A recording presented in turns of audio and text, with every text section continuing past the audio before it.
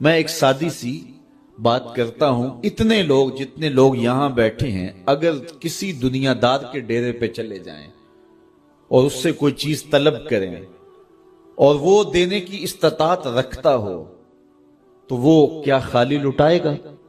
وہ کہے گا اتنے لوگ آگے ہو تو ڈیرہ داری کی شان کے خلاف ہے کہ میں ان کو خالی لٹاؤں۔ تو جب یہ دنیا دار خالی نہیں لٹاتا تو رب کیسے خالی لٹائے گا؟ جب بندے اس کی دہلیز پہ چل کے آ جائیں تو وہ بندوں کی ضرورتوں کا کفیل ہے اور ان کے ہر درد کو جانتا ہے اور ان کی ضرورتوں کو پورا کرتا ہے۔ علماء نے کہا دعا ہر صورت قبول ہوتی ہے، یا تو یہ ہے کہ فوراً قبول ہو جاتی ہے، جو مانگا فوراً مل گیا، اور کبھی ایسا ہوتا ہے کہ فوراً نہیں ملتا، حکمت ہوتی ہے اور فوری دینا مناسب نہیں ہوتا تو اس کو فوری نہیں دیا جاتا، لیکن دعا بعد میں کچھ عرصے کے بعد اس کی ڈیمانڈ پوری کر دی جاتی ہے۔ اور کبھی ایسا ہوتا ہے نہ فوری دیا جاتا ہے نہ بدیر دیا جاتا ہے، اس دعا کو ذخیرہ کر لیا جاتا ہے اور حشر کے دن اس کا بدلہ دیا جائے گا۔ اور روایت میں آتا ہے حشر کے دن جب ان دعاؤں کا بدلہ دیا جائے گا جن کا بدلہ دنیا میں نہیں ملا تھا تو لوگ آرزو کریں گے کاش کہ دنیا میں کوئی دعا قبول ہی نہ ہوئی ہوتی، سارے صلے آخرت میں ملتے۔ اللہ اکبر۔ کبھی ایسا ہوتا ہے جو مانگا جاتا ہے وہ نہیں دیا جاتا، اس کے بدلے میں کچھ اور چیز دے دی جاتی ہے جو اس کی ضرورت ہوتی ہے اور جو اس کے لیے مناسب ہوتی ہے۔ وہ کچھ اور مانگ رہا ہوتا ہے لیکن اللہ اپنی حکمت کے تحت اسے کچھ اور عطا کر دیتا ہے۔ بہر صورت دعا قبول ہوتی ہے اور بندوں کے اٹھے ہوئے ہاتھ اللہ پسند کرتا ہے۔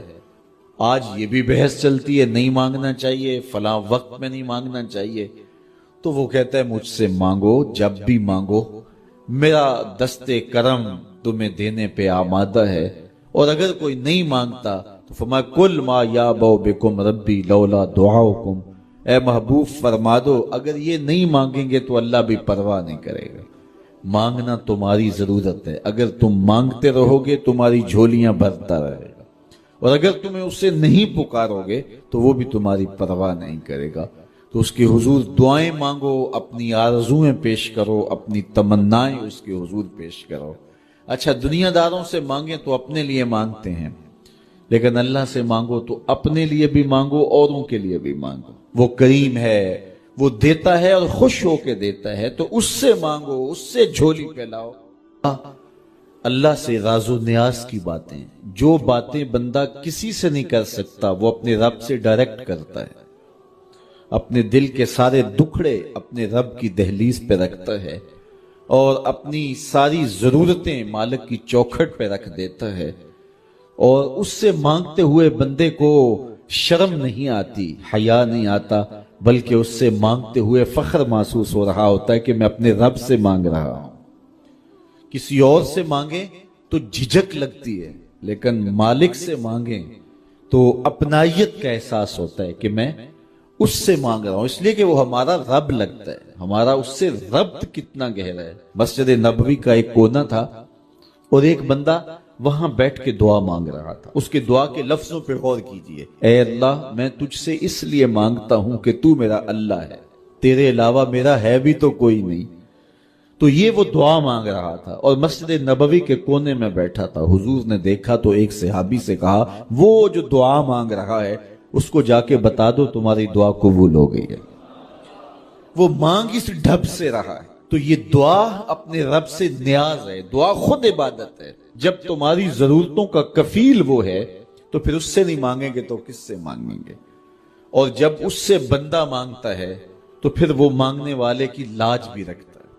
ان ربکم حیی کریم یستحیی من عبدہ اذا رفع یدیہ ان یردہما صفرا۔ تمہارا رب حیا کرنے والا کریم ہے، جب بندے اس کے سامنے ہاتھ پھیلا کے دعا مانگتے ہیں اللہ فرماتا ہے مجھے شرم آتی ہے ان کے اٹھے ہوئے ہاتھ خالی کیسے موڑو۔ جب انہوں نے مجھ سے مانگا ہے تو میں نے بھی نہ دیا تو کون دے گا؟ اللہ اکبر۔ 700 نمازیں جو جماعت کے ساتھ پڑھی گئی ہیں، تکبیر اولیٰ کے ساتھ پڑھی گئی ہیں، اور وہ آداب کی رعایت کے ساتھ یوں پڑھی گئی ہیں کہ اللہ کی بارگاہ میں مقبول بھی ہوئی ہیں، تو وہ مقبول 700 نمازیں باجماعت وہ ایک دانک درہم کے چھٹے حصے کے برابر اگر کسی نے کسی کا مال دبایا ہو، کسی سے اتنا دھوکہ کیا ہو، اتنی زیادتی کی ہو، تو 700 نمازیں باجماعت اس کے بدلے میں لے لی جائیں گی۔ جو لوگوں کو لوٹ کے کھا گیا اس کا بنے گا کیا؟ اللہ اکبر۔ حضرت صوبان رضی اللہ تعالیٰ عنہ سے مروی ایک اور روایت اسی مضمون کی ہے، اور یہ روایت ابن ماجہ نے کتاب الزہد میں نقل کی ہے، اور یہ روایت پڑھنے کے بعد بندہ ہل کے رہ جاتا ہے۔ میں ایک بار پہلے بھی آپ کے سامنے عرض کی تھی، آج دوبارہ یہ روایت اس مضمون کی مطابقت میں رکھنا چاہ رہا ہوں۔ حضرت صوبان کہتے ہیں کہ اللہ کے محبوب علیہ السلام نے ارشاد فرمایا لَأَعْلَمَنَّ قَوَامًا مِّنْ أُمَّتِي يَأْتُونَ يَوْمَ الْقِيَامَةِ بِحَسَنَاتِ أَمْثَالِ جِبَالِ تِہَامَةَ بِيزًا، میں اپنی امت کے ان لوگوں کو جانتا ہوں جب قیامت کے دن وہ آئیں گے اپنے اعمال کے ساتھ تو ان کے اعمال ارض تہامہ کے پہاڑوں کے برابر ہوں گے اور چمک رہے ہوں گے، سفیدی ان کے اعمال کی دکھائی دے رہی ہوگی، اس قدر انہوں نے اچھے اعمال بجا لائے ہوں گے۔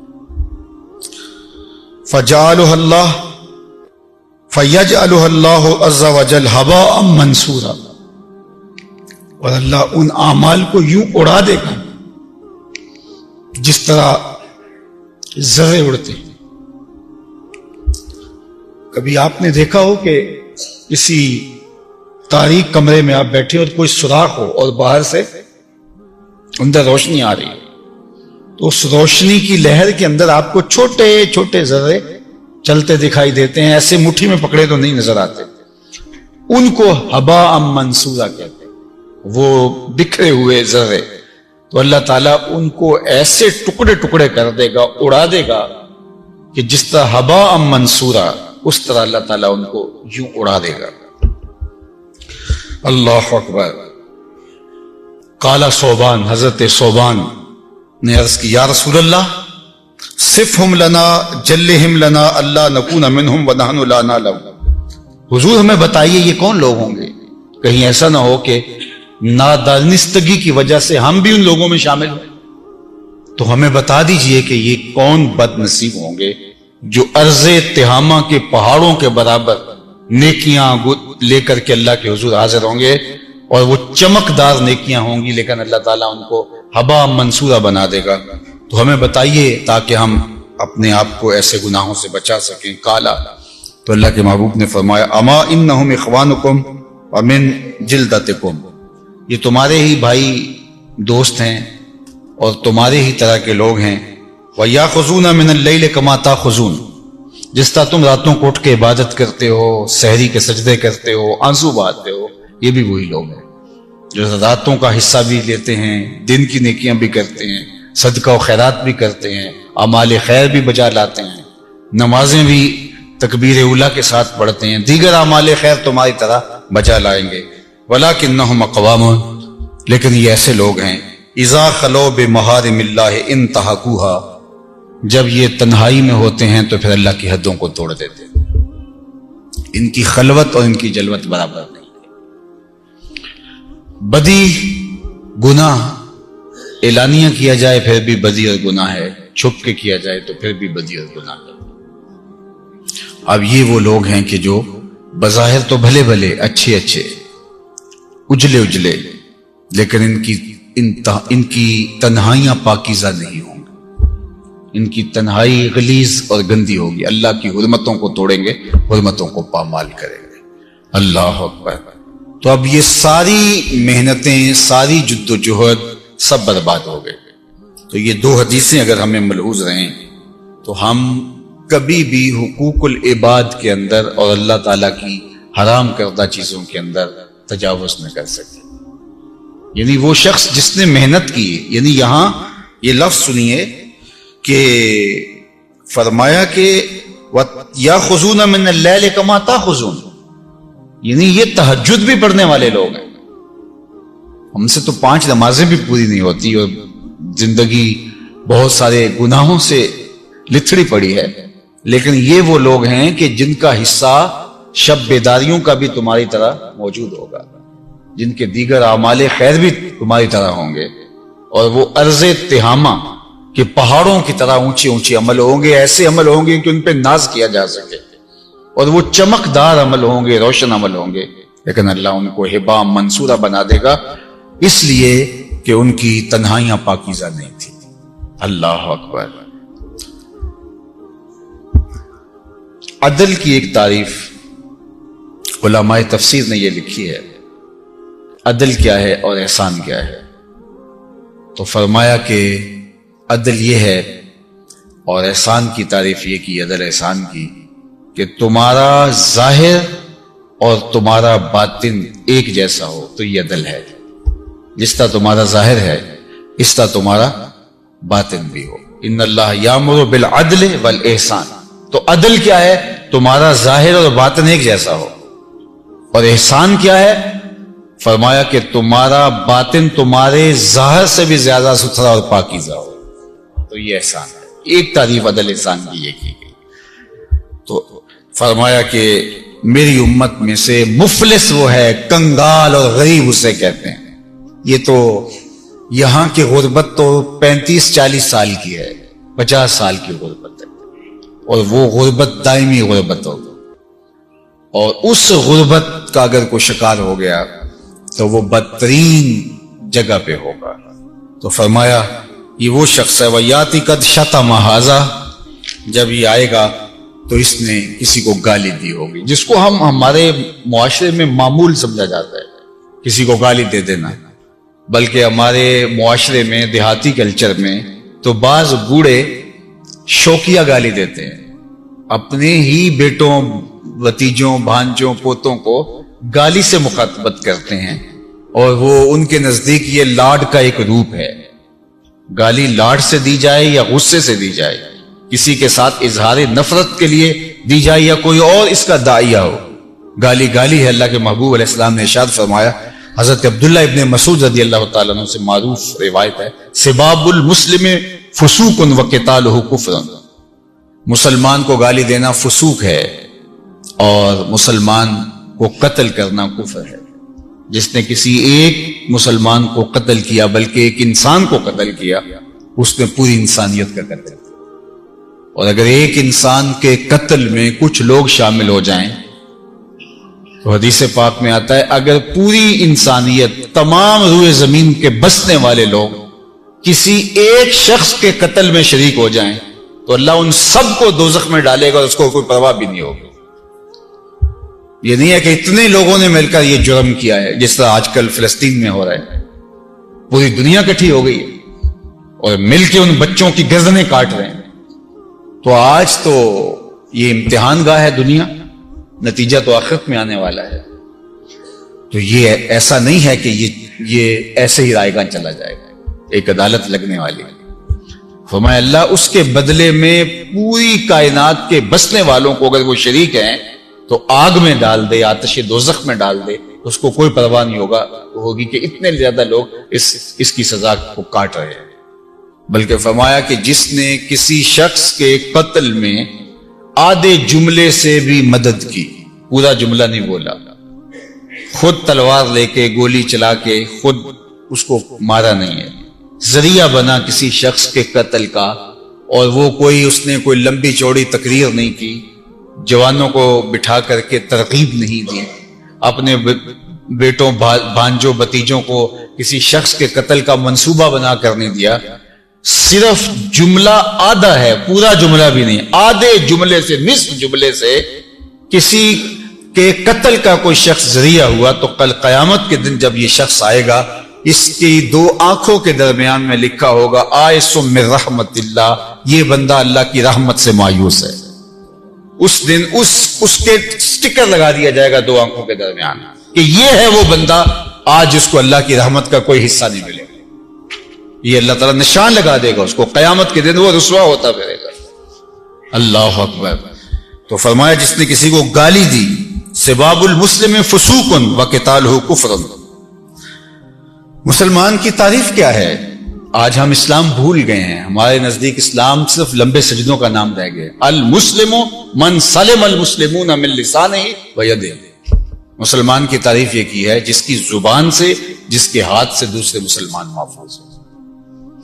اگر ہمارے ہاتھ سے، ہماری زبان سے کچھ لوگ معاشرت میں، ہمارے ماحول میں، ہمارے اطراف میں، ہمارے رشتہ داروں میں، اعزاء و اقربا میں، محلے داری میں ایسے ہوتے ہیں کہ ان کی زبان اتنی شریر ہوتی ہے کہ لوگ ان کی شر سے بچنے کے لیے ان کی عزت کر رہے ہوتے ہیں، ان کو سلوٹ کر رہے ہوتے ہیں، اور وہ بدترین شخص ہے جس کے شر کی وجہ سے اس کی تعظیم کی جائے۔ تعظیم تو تقوی کی بنیاد پہ ہونی چاہیے۔ ان اکرمکم عند اللہ اتقاکم، تمہارے نزدیک معزز وہ ہے جو متقی ہے، پرہیزگار ہے۔ تو جس کے شر کی وجہ سے ہمسائے اس کی تکریم کرتے ہوں کہ اگر اس کی عزت نہ کی یا اس کو سیلوٹ نہ کیا یا اس کی ہاں میں ہاں نہ ملائی تو یہ تو عزت اچھال کے رکھ دے گا۔ رشتہ داریوں میں ایسے ہوتے ہیں کہ اگر اس کی ہاں میں ہاں نہ ملائی تو یہ تو عزت اچھال کے رکھ دے گا۔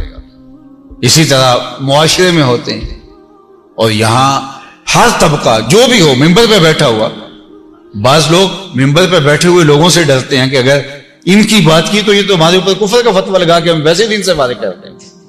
قوت نافذہ رکھنے والے حاکم ہیں، مختلف طبقوں کے حاکم، ان کی شر سے بچنے کے لیے ان کی تعظیم کی جائے، ان کی تکریم کی جائے تو وہ بدترین حاکم ہیں، وہ برے ترین حاکم ہیں کہ جن کی شر کی وجہ سے، جن کے فساد سے بچنے کی وجہ سے جو ہے وہ ان کی تعظیم کی جائے۔ تو المسلم من سلم المسلمون من لسانہ و یدہ، مسلمان کون ہے؟ جس کی زبان سے، جس کے ہاتھ سے دوسرے مسلمان محفوظ ہیں، یعنی ہاتھ سے بھی محفوظ رہیں اور زبان سے بھی محفوظ رہیں۔ اللہ اکبر۔ اللہ کے محبوب علیہ السلام کا ایک اور فرمان سنیے جس میں گالی کی مذمت حضور نے ارشاد فرمائی، اور ایک معروف روایت ہے جو امام بخاری نے بھی، امام مسلم نے بھی روایت کی ہے۔ اللہ کے محبوب علیہ السلام نے ارشاد فرمایا، اربع من کن فیہ کان منافقا خالصا، چار علامتیں ایسی ہیں جس شخص کے اندر ہوں گی وہ خالص منافق ہے۔ ومن کانت فیہ خصلۃ منہن کانت فیہ خصلۃ من النفاق، اور ان چار میں سے اگر کسی میں کوئی ایک خصلت ہے تو اس کو نفاق، اس کے اندر نفاق کی خصلتوں میں سے ایک خصلت ہے، حتی یدعھا، یہاں تک کہ اس کو چھوڑ دے، اس کو چاہیے کہ اس کو ترک کر دے۔ ان میں سے پہلی علامت اذا تمن خانہ، جب اس کے پاس امانت رکھی جائے تو اس میں خیانت کرے۔ امانت لا دین لمن لا عہد لہ، جس کا عہد نہیں ہے اس کا دین ہی نہیں ہے۔ ہمارے دین نے ہمیں عہد بجا لانے کی تلقین کی ہے، اور عہد مختلف صورتوں اور قسموں کا ہے، حتیٰ کہ المجالس بالامانہ، اگر تنہائی کے اندر خاص مجلس کے اندر کوئی بات ہوئی ہے تو وہ بھی امانت ہے۔ بلکہ فرمایا گیا کہ جب لوگ کوئی آپ سے بات کر رہا ہو اور بات کرتے دائیں بائیں دیکھے تو اس کا مطلب یہ ہے کہ وہ یہ چاہ رہا ہے کہ یہ بات کوئی اور نہ سنے، تو اگر وہ دائیں بائیں دیکھے اور آپ سے بات کرے تو اس بات کا سائن ہے کہ اس بات کو راز رکھا جائے گا، تو وہ بھی امانت ہوگی۔ اور اگر کوئی اس بات کو، جس بات کو کرتے ہوئے کوئی دائیں بائیں دیکھتا ہے، اس کو اگر افشا کر دیا گیا تو اس نے امانت میں خیانت کی۔ تو فرمایا المجالس بالامانہ، مجلسیں امانت ہوتی ہیں، کسی کا مال رکھا گیا امانت ہے، اس میں خیانت نہ کرے۔ اور میں اور آپ جس نبی کا کلمہ پڑھتے ہیں، جس نبی کے صدقے واری جاتے ہیں، میرے حضور علیہ السلام کو کافر بھی صادق اور امین کہتے ہیں۔ اور امانت کی پاسداری کا درجہ کتنا بلند ہے، ذرا دیکھیے کہ جب حضور کے گھر کا گھیراؤ کیا ہوا ہے اور حضور کی زندگی کا چراغ بجھا دینے کے لیے ہر قبیلے کا ایک ایک فرد جمع کر کے حضور علیہ السلام کے گھر کا محاصرہ کیا ہوا ہے، اور آقا کریم اس حالت میں حضرت علی المرتضیٰ کو اپنے بستر پہ لٹا کے کہتے ہیں، علی تم بھی مدینے چلے آنا لیکن صبح ان کی امانتیں واپس کر کے آنا۔ جو جان کے درپے ہیں، جو قتل کرنے پہ آمادہ ہیں، چراغ زندگی بجھانا چاہتے ہیں، تو کہا ان کی امانتیں ان کو واپس دے کے تم بھی مدینے چلے آنا۔ اور ان کو بھی پتا تھا کہ جو بھی ہوگا ہماری امانتیں ضائع نہیں ہوں۔ اللہ اکبر۔ تو امانت اس حالت کے اندر بھی، وہ مجھے ایک بندے نے لطیفہ سنایا، آج کے دور کا وہ ایک کیا کہتے ہیں، آج کے دور کا چہرہ ہے کہ 2 آدمی جا رہے تھے اور ایک نے کسی کے پیسے دینے تھے، تو آگے سے ڈاکو آ گئے لوٹنے والے، تو وہ سال ہر سال سے کہتا تھا یار میرے پیسے دے دو، تو وہ دیتا نہیں تھا۔ تو جب سامنے سے ڈاکو آئے تو اس نے جلدی جلدی جیب سے نکال کے کہا وہ جو میں نے آپ کے پیسے دینے تھے یہ تو وصول کرو۔ تو ہم تو اس قدر مکار ہو گئے ہیں، یہ ہمارا عکس ہے اس معاشرے کا۔ تو فرمایا کہ منافق کی علامت کیا؟ اذا تمنا خانا، جب اس کے پاس امانت رکھی جائے خیانت کرتا ہے، واذا حدث کذب، اور جب بھی بولتا جھوٹ ہی بولتا ہے۔ اللہ اکبر، جھوٹ بولنا اتنا برا عمل ہے کہ حدیث پاک میں آتا ہے جب کوئی شخص جھوٹ بولتا ہے، وقت زیادہ ہو گیا، حدیث پاک میں آتا ہے کہ اس کے منہ سے بدبو نکلتی ہے اور اس بدبو سے اللہ کے رحمت کے فرشتے دور ہٹ جاتے ہیں۔ وَإِذَا عَاهَدَ غَدَرَ، تو جب وہ عہد کرے تو اس کو توڑ دیتا ہے۔ وَإِذَا خَاصَمَ فَجَرَ، اور جب وہ کسی سے لڑے، کسی سے الجھے تو گالی گلوچ کرتا ہے۔ تو فرمایا کہ اس نے اپنے سارے عمل برباد کر لیے، کسی کو گالی دے کے، کسی کا مال ہڑپ کر کے، کسی پر تہمت بدکاری کی لگا کے، اور کسی کے ساتھ زیادتی کر کے، اور قیامت کے دن اس کے سارے عمل اٹھا کر کے ان لوگوں کے کھاتے میں ڈال دیے جائیں گے۔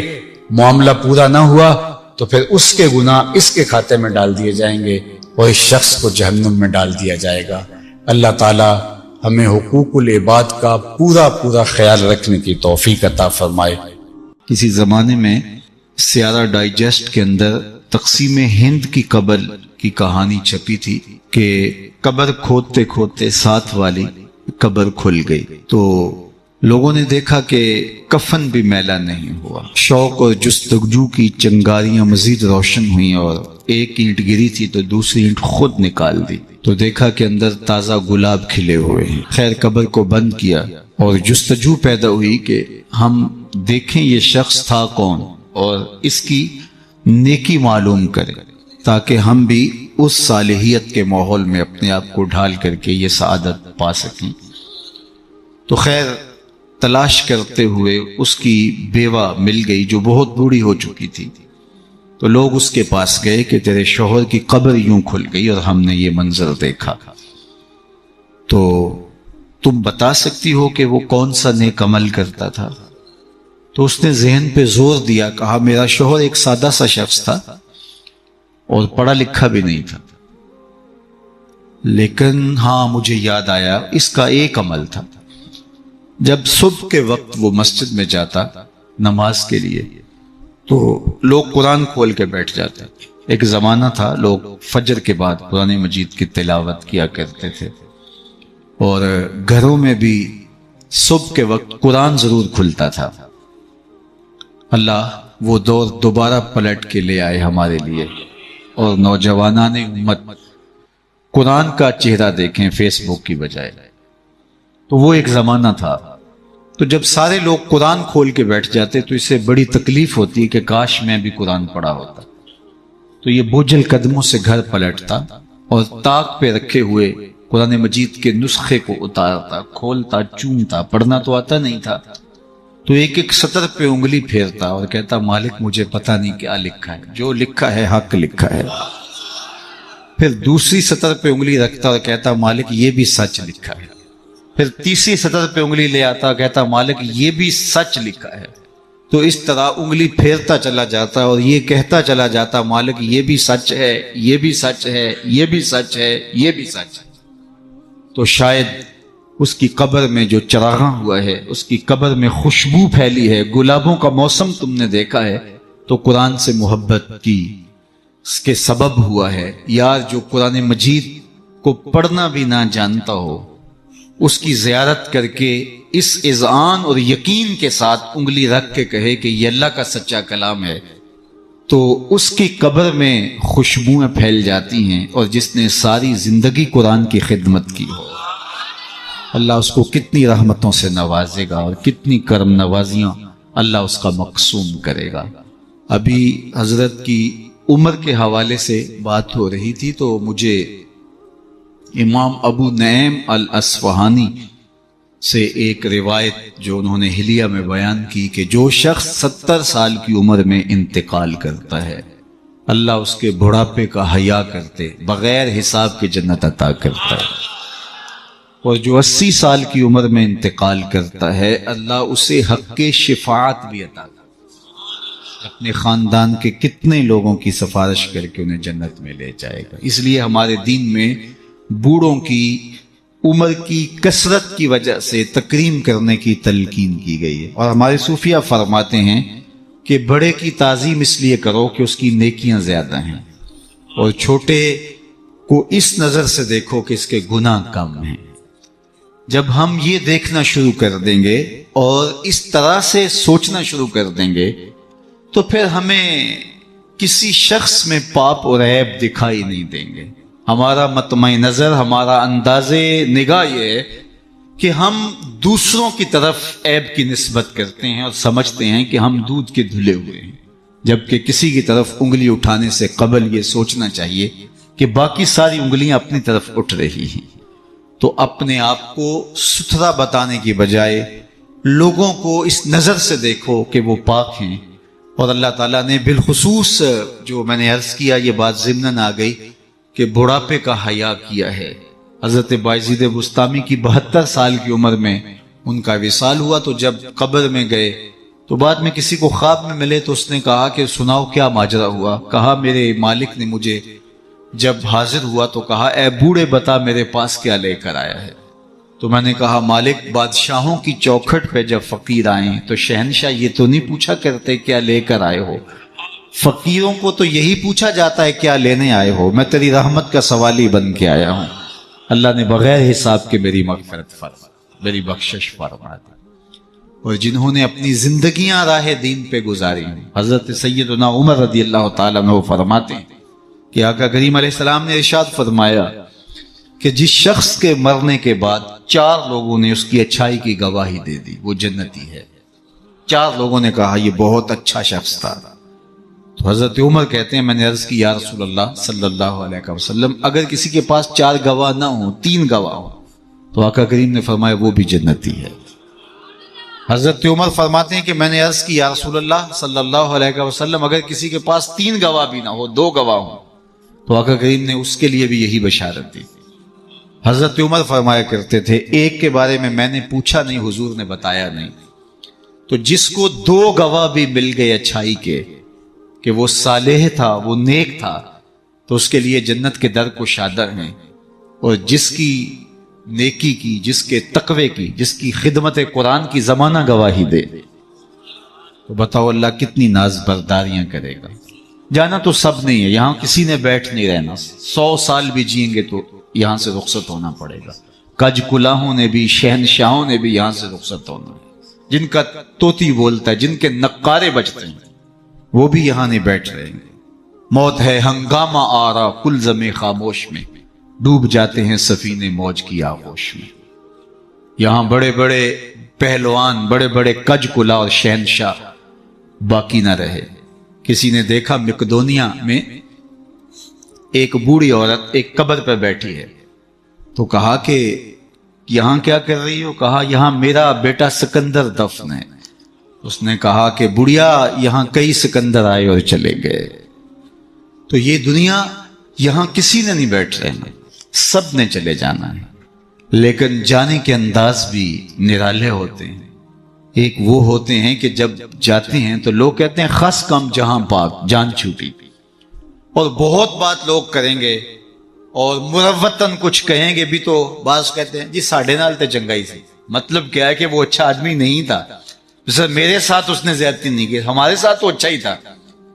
تو وہ کیسا شخص ہے کہ جس کے بارے میں اچھائی کے لفظ بولنے کے لیے بھی لفظوں کو تراشنا پڑے کہ لوگ کہیں کہ یہ غلط بیانی کر رہا ہے، اور وہ کتنا خوش نصیب ہے کہ جس کی تعریف کرتے ہوئے بے جھجک لفظ بولنے سے جو ہے وہ انسان شرمندگی محسوس نہ کرے کہ اس کی زندگی اس طہارت میں، اس پاکیزگی میں، اس عفت میں بسر ہوئی کہ اس نے ساری زندگی راہ خدا میں زندگی گزارا۔ تو جاتے سبھی ہیں لیکن کسی کا جانا سرخروئی کا جانا ہوتا ہے۔ موت کسی کے لیے بھیانک خواب ہوتا ہے اور کسی کے لیے یہ خوشگوار اور خوبصورت انداز ہوتا ہے، وصل حبیب کا ذریعہ ہوتا ہے۔ حضرت بلال حبشی رضی اللہ تعالی عنہ کا جب وقت آخر آتا ہے تو آپ کی زوجہ آپ کے سرانے بیٹھی تھی، جو ہی سانس ٹوٹنے لگی تو اس نے کہا واہ حسرتا ہو، ہائے افسوس میرا شوہر مجھ سے جدا ہو رہا ہے۔ تو حضرت بلال حبشی نے پلٹ کے دیکھا اور اپنی زوجہ سے کہا یہ تم کیا بول رہی ہو؟ کہا ہاں آپ مجھ سے جدا ہو رہے ہیں۔ فرمایا یہ حسرت برے لمحے نہیں ہے، یہ دکھ کی کہانی نہیں ہے، بلکہ میں تو اپنے آقا محمد عربی سے ملنے جا رہا ہوں۔ تو یہ وصل محبوب کا ذریعہ ہے۔ حضرت یعقوب علیہ السلام، حضرت ابراہیم علیہ السلام کے پاس جب ملک الموت آئے اللہ کی طرف سے پیغام لے کر کے، تو انہوں نے کہا کہ میں قبض روح کے لیے آیا ہوں۔ حضرت خلیل نے کہا کہ عجیب بات ہے، میرا رب مجھے اپنا خلیل بھی کہتا ہے۔ خلیل کہتے ہیں گوڑے یار کو، تو میرا رب مجھے اپنا خلیل بھی قرار دیتا ہے، اور کیا کوئی یار بھی یار کی موت چاہتا ہے؟ اور تمہیں قبض روح کے لیے بھیجا۔ کہا میں تو حکم کا پابند ہوں، عبد معمور ہوں، بارگاہ ہزدی میں دوبارہ حاضر ہوئے، تیرے بندے کے پاس حاضر ہوا تھا، اور یہ میسج ہے تیرے بندے کا تیرے نام کہ کیا کوئی یار بھی یار کی موت چاہتا ہے؟ تو کہا اے اسرائیل پھر جا میرے خلیل کو میرا سلام دے اور کہے کبھی ایسا بھی ہوا ہے یار یار کو بلائے اور وہ ملنے بھی نہ آئے؟ تو روح بے چین ہو گئی، کہا دیر نہ کر جلدی قبض کر لے۔ تو یہ تو اس لمحے کے انتظار میں ہوتے ہیں۔ موت میں فرق ہوتا ہے۔ رومی نے بڑی خوبصورت مثال سے دونوں اموات کا ذکر کیا ہے۔ اس شخص کی کہانی جو اس دنیا میں عیش و عشرت کر کے آخرت کو بھول جاتا ہے، اور اس شخص کی کہانی جس کا مطمع نظر آخرت ہوتی ہے اور وہ اس دنیا کو آخرت کے لیے گزارتا ہے، چونکہ یہ آخرت کی کھیتی ہے۔ یہ بوائی کا موسم ہے، آخرت کٹائی کا موسم ہے۔ بوائی کے موسم میں جو کسان مٹی سے مٹی ہو جاتا ہے، سحری کے وقت اٹھتا ہے، کھیتوں میں ہل جوتتا ہے، جڑی بوٹیاں تلف کرتا ہے، بیج ڈالتا ہے، سہاگا دیتا ہے، پانی ڈالتا ہے، تو کٹائی کے موسم میں فصل بھی وہی اٹھاتا ہے۔ اور جو بوائی کے موسم میں کلف لگے لباس پہن کے گھومتا ہے، آوارگی کرتا ہے، سحری کے وقت اٹھ نہیں پاتا، کھیتوں کو جاتا نہیں، جڑی بوٹیاں تلف نہیں کرتا، تو کٹائی کے موسم کے اندر اس کے ہاتھ کچھ نہیں آتا۔ یہ مزرع الاخرہ ہے، یہ بوائی کا موسم ہے، آخرت کٹائی کا موسم ہے۔ تو جس نے اس زندگی کو آخرت کے لیے گزارا اور دیکھا کہ میں اس دنیا پہ آیا کیوں ہوں، مقصد زندگی کیا تھا، مقصود زیست کیا تھا، کیوں اس دنیا میں آیا ہوں، تو وہی سرخرو اور کامیاب ہے۔ رومی کا انداز تمثیل کا ہے، اور وہ سادہ لفظوں میں بات کرتے ہیں، روح تک اتر جاتی ہے، اور یہ ان کو اللہ نے ملکہ عطا کیا ہے۔ اور یہی کمال ہوتا ہے، یہ نہیں ہے کہ 3 گھنٹے کی تقریر ہو اور نتیجہ کچھ بھی نہ نکلے۔ بات یہ ہے کہ آپ بات کریں لیکن بات روح میں کھبتی چلی جائے، لہو خورشید کا ٹپکے اگر ذرے کا جگر چیرے۔ تو حضرت رومی کو یہ فن آتا ہے، وہ سوز و ساز کی کائنات کا بادشاہ، اور وہ تمثیل سے بہت ادق اور دقیق مسائل سمجھانے کا فن جاننے والا، اس بہت بڑی حقیقت کو ایک مثال سے سمجھاتے ہیں۔ کہتے ہیں دیار مصر میں کوئی علاقہ تھا، اور جہاں کا سیاسی نظم یہ تھا کہ وہ سال کی آخری تاریخ کو اپنے بادشاہ کو کسی جنگل میں پھینک دیتے اور پہلی تاریخ کو ساحل پہ آ جاتے۔ سب سے پہلے ان کے ساحل پہ جو شخص آتا اس کو اپنا بادشاہ مان لیتے۔ کہیں جمہوری طریقہ ہوتا ہے، کہیں صدارتی نظم ہوتا ہے، ان کا نظام یہ تھا، رکھا تھا۔ اور جو بھی تخت نشین ہوتا وہ بھول جاتا کہ میرے ساتھ کیا ہونے والا ہے، اس کو پہلے دن بتا دیتے کہ 1 سال کے لیے تو تخت نشین رہے گا، اور اس کے بعد تجھے اس جنگل میں پھینک آئیں گے جو جزیرے کے دوسری سمت ہے، اور اس میں موذی جانوروں کا رین بسیرا ہے، اور تھوہر اور کانٹے دار درخت ہیں۔ لیکن وہ بھول جاتا وہ تخت کی لذتیں اور اس کا سرور اور اس کا نشہ ہی ایسا ہوتا، اسے یاد ہی نہ رہتا کہ سال کے بعد میرے ساتھ کیا ہونے والا ہے۔ اور جو ہی سال کی آخری تاریخ ہوتی، زنجیروں میں جکڑ کے ادھر پھینکتے، پھر روتا ہے مجھے تم کہاں لے جا رہے ہو۔ ایک مرتبہ وہ اپنا پرانا بادشاہ پھینک کر کے نیا بادشاہ لینے ساحل پہ آئے، تو جو شخص سب سے پہلے ساحل پہ اترا وہ تاجر شخص تھا۔ اس کے گلے میں پھولوں کے ہار ڈالے، گارڈ آف آنر پیش کیا۔ اس نے کہا یہ کیا ہے میرے لیے؟ کہا کہ یہ ہمارا دستور ہے، ہم سال کی پہلی تاریخ کو یہاں سے حکمران لیتے ہیں اور آخری تاریخ کو دوسری جانب پھینک آتا ہے۔ اس نے کہا اتنا بھیانک انجام ہے تو میں تمہارا بادشاہ بننے کے لیے تیار نہیں۔ اس نے کہا تو چاہے نہ چاہے باندھ کے بھی تخت پہ بٹھانا پڑا، یہ ہمارا ضابطہ ہے۔ عجیب کہانی. اس نے کہا میں تو تاجرانہ غرض سے آیا ہوں, میں تو کوئی امور سلطنت اور سیاست سے آگاہ ہی نہیں. اس نے کہا ہمارے بندے لگے قوانین ہیں, اس کے ساتھ آپ نے کام کرنا ہوگا, اور اس نے کہا ہر صورت میں جو ہے وہ تجھے یہ کرنا پڑے گا. پھنس گیا. اس نے کہا اچھا مجھے یہ بتاؤ کہ سال بھر میری بات تو مانو گے؟ انہوں نے کہا ہاں آپ حکمران ہیں, لیکن آپ قوانین میں تحریف نہیں کر سکتے, ترمیم نہیں کر سکتے, تبدیلی نہیں کر سکتے, البتہ آپ کے انتظامی امور ماننے کے لیے ہم پابند ہیں. اس نے کہا ٹھیک ہے کوئی بات نہیں. تخت پہ بیٹھ گیا. رومی لکھتے ہیں کہ جو بھی تخت پہ بیٹھتا اور بغیر کسی محنت کے, بغیر کمپین چلائے, بغیر الیکشن لڑے, تو وہ تو پھر پھول جاتا خوشی سے اور عیش و عشرت کرتا. لیکن یہ پہلا شخص تھا جب تخت نشین ہوا تو اس نے کہا بلدیہ کے ملازمین بلائے جائیں. بلائے گئے. کہا جاؤ اس جنگل میں جہاں بادشاہوں کو پھینک کے آتے ہو وہاں کے کانٹے اور جھاڑیاں کاٹو. اور پولیس کے کمانڈوز بلائے. کہا جاؤ وہاں جا کے جو موذی جانور ہیں ان کو قتل کر دو. معمار بلائے. کہا جا کے وہاں خوبصورت محل بناؤ. مالی بلائے. وہاں جا کے باغ لگاؤ, پھل لگاؤ, پھولدار, سایہ دار, ثمردار درخت لگاؤ. حکومتی مشینری, پوری حکومتی مشینری, اس باغ کے کانٹے دار درخت کٹوانے, وہاں کے موذی جانور قتل کروانے, اور وہاں کنویں کھدوانے, محل بنوانے, اور پھلدار, پھولدار, سایہ دار درخت لگانے میں صرف کر دے. جب سال کی آخری تاریخ ہوئی تو وہ جنگل جہاں بادشاہوں کو پھینکا کرتے تھے وہ جنگل نہیں رہا تھا, وہ ایک باغ بن چکا تھا. اور یہ زنجیریں لے کر آئے تو اس نے کہا مجھے زنجیریں نہ پہناؤ, میں خود چل کے جانے کے لیے تیار. اس لیے اس تخت پر بیٹھ کر کے وہ اپنے لشکر بھیج کے وہاں کے کانٹے, وہاں کے تھوہر, وہاں کے موذی جانور, وہاں کے خطرناک جانور جن کا وہاں رین بسیرا تھا ان کو کاٹتا رہا, قتل کرواتا رہا. تو اس نے کہا کہ میں خود چل کے جانے کے لیے تیار ہوں. رومی کہتے ہیں جو کافر ہے وہ دنیا کے تخت پہ, جو فاسق اور بدکار ہے وہ دنیا کے تخت پہ موج کرتا ہے, اور جب وقت آخر آتا ہے تو اس کو جب زنجیروں میں جکڑ کے لے جانا چاہتے ہیں فرشتے تو وہ کہتا ہائے مجھے کدھر لے جا رہے ہو. اور بندہ مومن, بندہ صالح اس دنیا کے تخت پہ آرام سے نہیں بیٹھتا, یہاں بیٹھ کے اپنے اعمال کے لشکر بھیج بھیج کے قبر کے کیڑے مکوڑے ختم کرواتا رہتا ہے, وہاں باغ لگواتا رہتا ہے. اور پھر جب وہ اس دنیا سے رخصت ہوتا ہے تو وہ کیڑے مکوڑوں کا گھر نہیں رہتا بلکہ روضۃ من ریاض الجنہ بن چکی ہوتی. اور وہ کہتا ہے دیر نہ کرو, مجھے جلدی لے جاؤ, میں خود چل کے جانے کے لیے تیار. ربعی بن حراش ساری زندگی ہنسے نہیں, فرماتے تھے کیا خبر میرا انجام کیا ہوگا. جب تک یہ یقین نہ ہو کہ میرا انجام کیا, اتنی دیر تک دھڑکا لگا رہے, ڈر لگا رہے. یہ مسلمان کی زندگی ہے, مومن کی زندگی. ابھی ملیکہ فرماتے ہیں کہ میں 30 اصحاب رسول سے ملا ہوں, بخاری کتاب الایمان اٹھائیے, 30 اصحاب رسول سے ملا ہوں, اور ہر ایک اپنی آخرت کے بارے میں سخت فکر مند تھا. ہم تو 4 نمازیں پڑھ لیں تو ہم سمجھتے ہیں کہ ہمارے جیسا زمانے میں کوئی نہیں, اور بے نمازیوں کو حقیر جاننے لگ جاتے ہیں.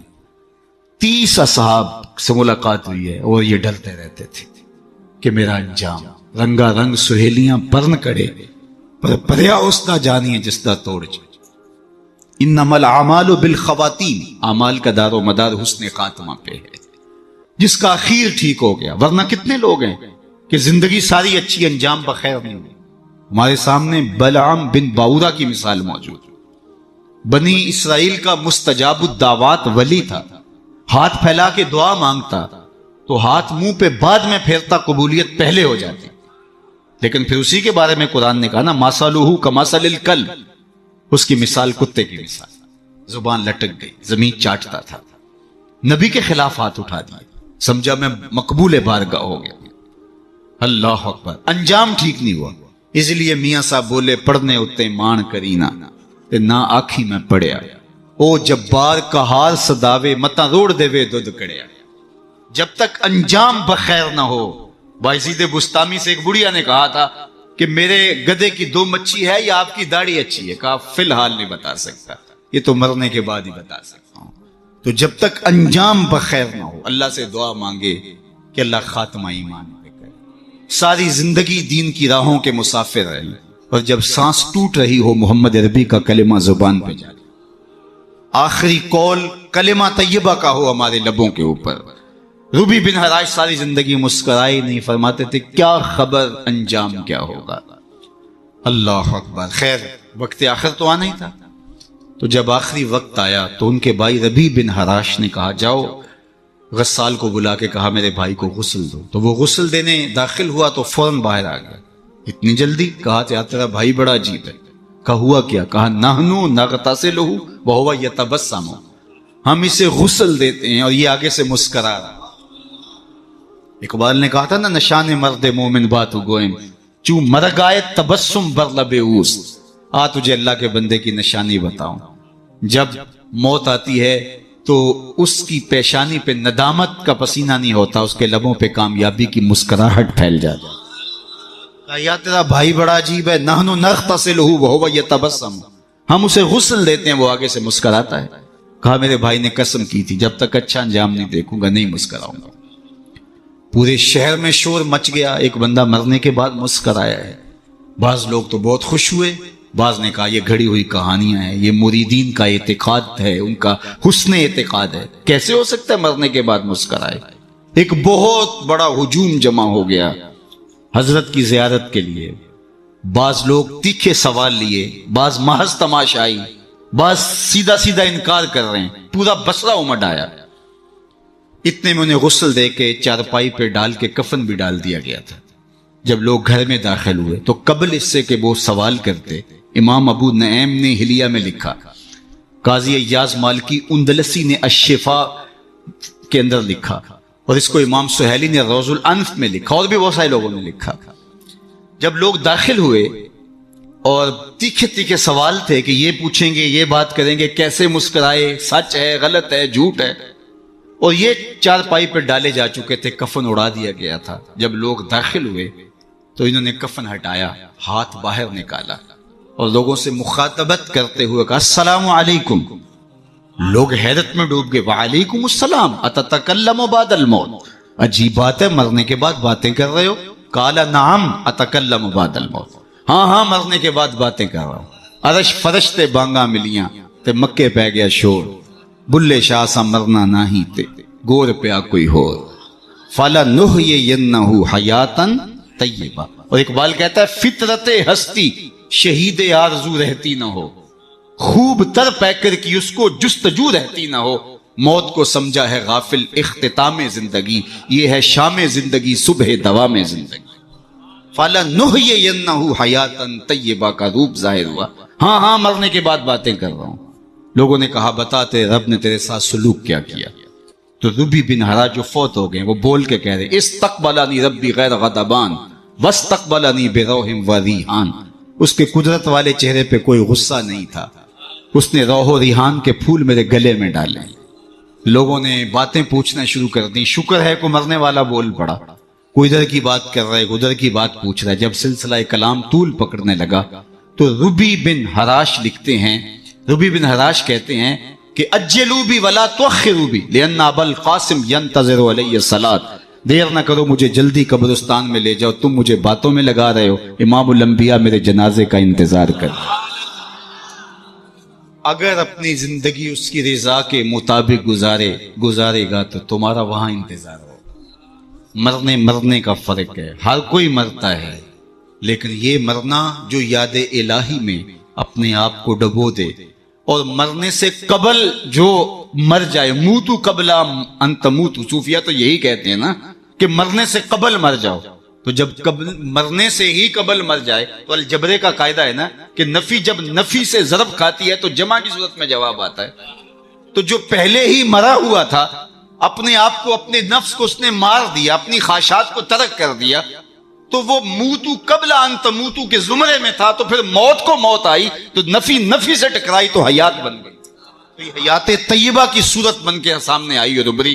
اس لیے اللہ والے قبروں میں جا کر بھی جو ہے وہ ایک حیات طیبہ اور ایک زندگی، پاکیزہ زندگی کا نور پاتے ہیں، اور اللہ تعالیٰ ان کے ذریعے سے لوگوں کی فیض رسانی کا سامان کرتا ہے، ورنہ دنیا کے اوپر آئے، آ کے چلے گئے، آج ان کا نام و نشان بھی نہیں ہے. جن کے طوطی بولتے تھے، نقارے بجتے تھے، آل ساسان 3150 سال ایران پہ حکومت کرتے رہے. آج آل ساسان کا دنیا نام بھی نہیں جانتا. مشتاق نے کہا تھا، مٹ گیا مشتاق دل سے رنگے یاد رفتگاں، پھول مہنگے ہو گئے قبریں پرانی. قبروں کے نشان بھی یاد نہیں ہوتے. پوتے کو لے کر کے دادا جاتا ہے، تمہارے پردادا کی یہاں کر کے کہیں قبر ہوتی تھی، اور قبر بارش کے آثار مٹا چکے ہوتے ہیں، وہ ڈھونڈتا پھرتا ہے قبر کہاں تھی، نشان بھی باقی نہیں رہتے. لیکن جنہوں نے اپنی زندگیاں اللہ کے نام پہ گزاری ہوتی ہیں، دیکھیے ہزار سال بیت گئے، آج بھی ان کی قبر پہ چراغ. کیسی رونقیں اور کیسی تازگیاں اور کیسی فرحتیں. آپ لاہور جاتے ہیں نا تو راوی کے اس پار جہانگیر کا مقبرہ ہے، وہاں دن کو جائیں یا شام کو آپ کو حسرتیں برستی دکھائی دیں. اب ایک پارک بن گیا جس کے دم سے تھوڑی سی رونق ہے، لیکن احاطہ مزار پہ اگر آپ جائیں تو وہاں آپ کو قرآن پڑھنے والے لوگ موجود نہیں ملیں گے، تاش کھیلنے والی ٹولیاں بیٹھی نظر آئیں گی. وہاں آپ کو تازہ گلاب نہیں ملیں گے، وہاں آپ کو جانوروں کی بینٹیں پڑی ہوئی نظر آئیں گی. وہ مطلق العنان حکمران بر صغیر پاک و ہند کا آج حسرت نے برس. بالکل اس کے ساتھ ملکہ نور جہاں کا مقبرہ ہے. جب بادشاہ تخت پہ بیٹھتا تھا تو ملکہ پیچھے بیٹھتی تھی، اور بادشاہ کا فیصلہ اسے کوئی پسند نہیں ہوتا تو پیچھے سے کمر ٹھونکتی، بادشاہ فیصلہ تبدیل کر دیتا. جس کے اشارہ ابرو پر ہندوستان کی تقدیر کے فیصلے لکھے تھے، نیچے اندھیرے میں اس کی بھی قبر ہے. اور ان کی اپنی بیٹی زیب النساء کا شعر لوح مزار پہ کندہ ہے، بر مزار ماں غریباں نہ چراغے نہ گلے، نہ پرے پروانہ سوزت نہ صدائے بلبلے. ہم غریبوں کی قبر پہ نہ کوئی چراغ جلانے آئے گا، نہ کوئی پھول ڈالنے. آج غریب بنے ہیں، جو بر صغیر کی پوری راجدھانی کے مالک تھے آج غریب بنے. بر مزار ماں غریباں، یہ شہزادی کا شعر ہے. بر مزار ماں غریباں نہ چراغے نہ گلے، نہ پرے پروانہ سوزت نہ صدائے بلبلے. نہ بلبل گیت گانے آتا ہے اور نہ پروانہ پر جلانے آتا ہے. یہ میں بادشاہوں کی کہانی سنا رہا ہوں، یہ راوی کے اس پار کی کہانی ہے. اب راوی کا پل پار کر جائیں. ایک لوح مزار ادھر بھی ہے، یہاں تو لکھا ہے بر مزار ماں غریباں نہ چراغے نہ گلے، اور وہاں لکھا ہے گنج بخشے فیض عالم مظہر نور خدا، نا کساں را پیر کامل کاملاں را رہنما. اب میں نے اور آپ نے دیکھنا ہے ہم کس زمرے میں آنا ہے، کن کے ساتھ جڑنا ہے، کن سے وابستگی اختیار کرنی ہے، کس دائرے میں آنا ہے. سلطنت روم کا شہنشاہ، اس دور کی سپر طاقت. لیکن اگر میں آپ سے پوچھوں جس زمانے میں میرے حضور آئے تھے اس زمانے کے خاقان کا نام کیا ہے، تو آپ میں سے کوئی بتا سکتا ہے؟ میں علماء کو چھوڑتا ہوں، تاریخ کا گہرا مطالعہ کسی کا ہو تو الگ بات ہے، لیکن اگر پوچھوں جس دور میں میرے حضور آئے اس دور کے خاقان کا نام کیا تھا، شاید کوئی نہ بتا سکے. اچھا میں پوچھتا ہوں اس دور کے کیسر کا نام کیا تھا؟ اس دور کا ٹرمپ تو وہی تھا نا، لیکن آج اس کا نام کوئی بھی نہیں جانتا. چلو میں پوچھتا ہوں اس دور کے کسرا کا نام کیا تھا؟ سوائے تاریخ کے طالب علموں کے کوئی نہیں بتا سکے گا. چلو میں یہ پوچھتا ہوں، اور اس مجلس میں موجود سب سے کم عمر بچے سے پوچھتا ہوں کہ جس زمانے میں میرے حضور آئے میرے حضور کے مؤذن کا نام کیا تھا؟ تو وہ سر اٹھا کے بلال حبشی کا نام لے گا. یار اس دور کی سپر طاقت کے مطلق العنان حکمران کا نام تو زمانے کو یاد نہیں. کیسر کا نام، کسرا کا نام، خاقان کا نام زمانے کو یاد نہیں ہے، لیکن بلال حبشی کا نام آج بھی سینوں پہ لکھا ہے. تو اقبال تڑپ کے بولا، اقبال یہ کس کے عشق کا فیض عام ہے، رومی فنا ہوا حبشی کو دوا. شہنشاہ روم کا نام بھی زمانے کو یاد نہیں، رومی فنا ہوا حبشی کو دوام ہے، تو دوام محمد عربی کے قدموں میں ہے. سارا نور اسی چوکھٹ پہ ہے، سارے اجالے اور ساری روشنیاں حضور علیہ السلام کے قدموں سے پھوٹتی ہیں. تو جب سارا نور ملتا ہی یہاں سے ہے، سارے اجالے اسی دہلیز سے خیرات کی صورت میں میسر آتے ہیں، تو وہ اپنی ساری زندگی حضور کے نام پہ. اقبال کے سارے کلام کا رس نچوڑیں تو جو خلاصہ نکلتا ہے وہ یہ ہے، بمصطفیٰ برساں خیشرا کے دی ہماؤز، اگر باؤ نہ رسیدی تمام بولا بیز. اگر اپنے آپ کو کھینچ کے تو حضور کے قدموں تک لے گیا تو زندگی کا سارا جمال تجھے نصیب، اور اگر تو حضور کے قدموں تک نہیں پہنچ سکا تو کلمہ پڑھ کے بھی ابو لہب کا ابو لہب ہی رہے. آئیے میں اور آپ اپنے آپ کو کھینچ کے حضور کی چوکھٹ پہ لے آئیں، حضور کی دہلیز پہ لے آئیں۔ ہمارے یہ سادات، یہ علماء، یہ پیران عظام، یہ بزرگان دین اسی پیغام کو لے کر کے میدان عمل میں موجود ہیں۔